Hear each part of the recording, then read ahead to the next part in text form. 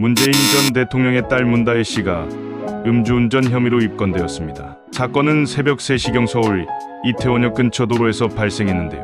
문다혜 씨가 술을 마신 상태에서 차를 운전하다가 해밀턴 호텔 앞에서 불법으로 차선을 변경하다가 다른 차량을 들이받았습니다. 당시 문 씨의 혈중 알코올 농도는 0.14%로 매너 취소 수준에 해당하지 않았습니까? 사고 당시 문 씨는 차선을 변경하려다가 사고를 낸 것으로 전해졌는데요. 음주 상태로 비틀거리며 거리를 배회하고 술에 취해 남의 차량 문을 두드리는 등의 모습이 CCTV에 잡히기도 했습니다. 그날 문다혜 씨는 한 명의 남성 혹은 2명의 남성과 함께 어울렸던 것으로 추정이 되고 있습니다. 문다혜 씨는 이태원 미쉐린 가이드라는 고급 고깃집에서 약 7시간 반 동안 식사와 음주를 한 것으로 전해지고 있는데요.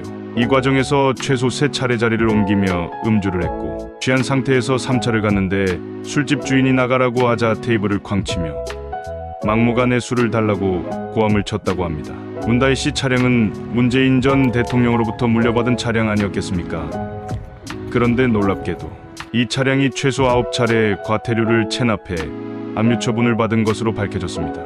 만취소동과 사고를 벌인 날 용산구청은 문 씨의 차량이 황색점선 표시구역에 7시간 불법 주차를 했음에도 과태료조차 부과하지 않았다고 합니다. 이유인즉 과태료를 부과할 근거가 없다는 것인데요. 정말 황당한 경우 아닙니까? 더욱 놀라운 것은 이 캐스퍼 차량이 문재인 전 대통령 소유일 때도 서울에서 주정차 위반으로 과태료 처분을 받았는데 역시 체납해서 지난해 11월에 압류 조치를 받았다고 합니다. 이 지경이 되었음에도 문재인 전 대통령은 한마디 언급이 없다는 것 아니겠습니까? 그런 딸을 둔 여느 부모처럼 마음이 찢어지고 속이 바싹 탈 것입니다.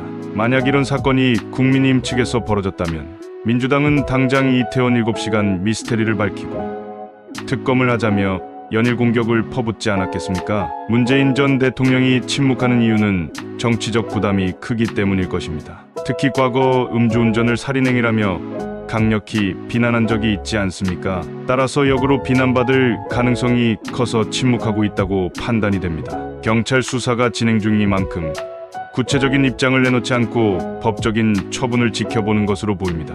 민주당 역시 아무런 말도 하지 않고 침묵하고 있는 상황인데요.